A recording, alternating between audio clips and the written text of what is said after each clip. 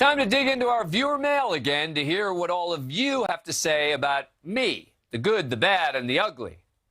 On my criticism of President Biden for wearing a mask and not wearing a mask at the White House Correspondents' Dinner and attending but not attending the dinner itself, I get hit from the left by Susan from Torrance, California. I don't understand why you care so much that Biden wears a mask at dinner or not. Why are young people still wearing masks? Why do you care? If you don't want to wear one, don't wear one. But Biden wearing one at the dinner doesn't affect you in any way. Why do you care? Mind your own business. You look like a partisan hack when you address this in the way you do. Really, Susan? Why do I care what the president is doing? I view criticism of inconsistent or hypocritical positions by the president or other leaders as part of my job. You may think I seem partisan, but maybe that's because you only view it through a particular lens.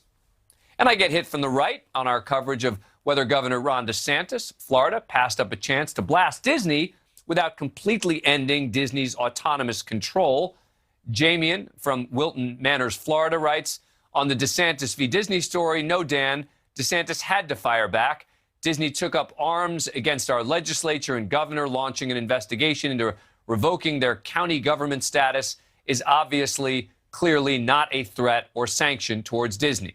That's a joke. That's laughable. That's weak. That's pathetic. This shows he and the legislature mean business.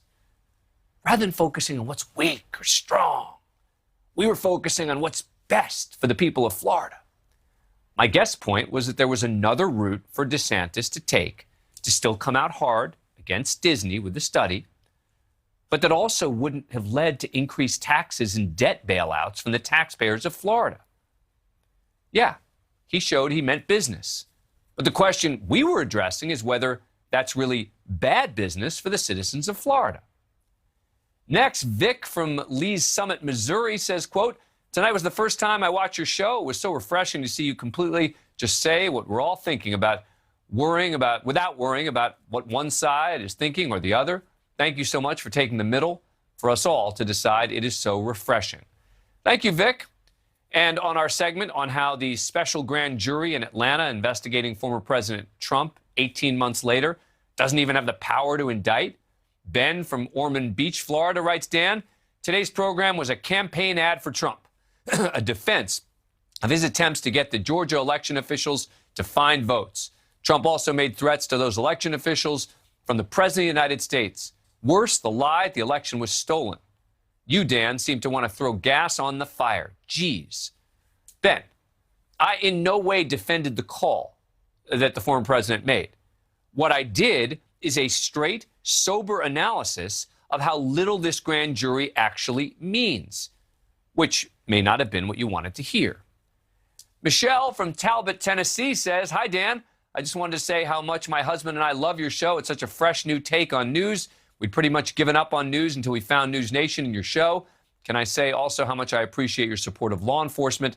Thank you also for not being afraid to speak out about race issues. Keep up the good work. Thank you, Michelle. Appreciate that.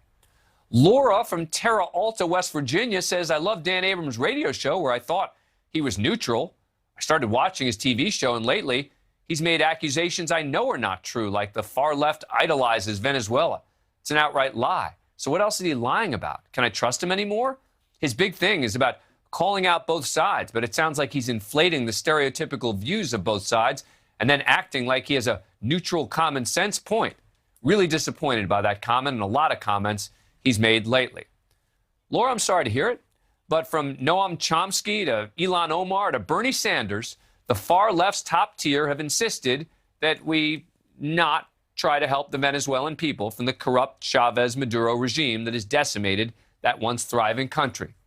It sounds like maybe my balance is frustrating. Michael from Greenville, South Carolina writes, Dan, this is my first week tuning you in. You fill the void between Fox and CNN. You give the news and point of view in the middle. Thank you. Thank you, Michael. Kenneth from Paso Robles, California, wrote in to say, I accidentally happened across your show this evening. I'm part of the minority in California, as I'm a conservative. I found your show refreshing, not because you said things that promote, but rather you didn't. Rather than propagate, you seem to really be interested in debate. Thank you for trying to run an honest show at a time when honesty doesn't seem to be at the forefront of journalism. Kenneth, I will always try to be honest on this show. I think transparency is really important. Barbara from Louisville, Kentucky, took umbrage with a segment I did on Senator John Kennedy from Louisiana on questions being raised over whether his folksy sort of country bumpkin persona is really all that authentic, considering, among other things, that he was a Rhodes Scholar. She writes, "It seemed to me the thing you didn't like about him is his accent. You had no opinion about his beliefs or his voting record. You stated his accent was exaggerated and folksy for a Rhodes Scholar. Seriously? And you claim to be an unbiased reporter? I expect a response from you. I don't like your accent either. But I always listened to you, gave you the benefit of the doubt until tonight when you showed your bias."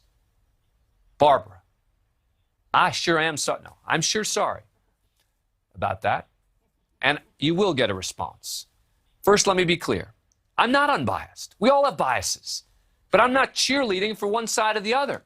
The question was whether Senator Kennedy is putting on a bit of an act, as his colleague, Republican Senator Ben Sasse, alleged.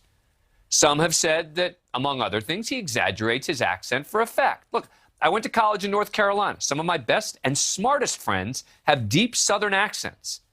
And you're right that I didn't express any opinion on his beliefs or voting record.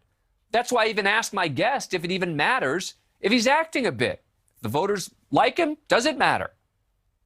And I am sorry. You don't like my accent.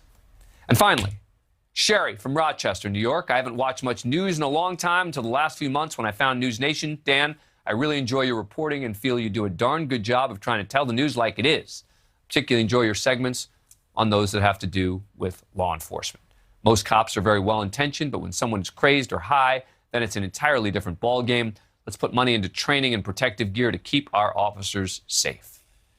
Thank you for watching, Sherry. I appreciate it. And thank you for all of the messages and the notes. Keep them coming. See, I can take it. Tell me. Thank you for watching. Click the red subscribe button below so you can get more of NewsNation's fact-driven, unbiased coverage.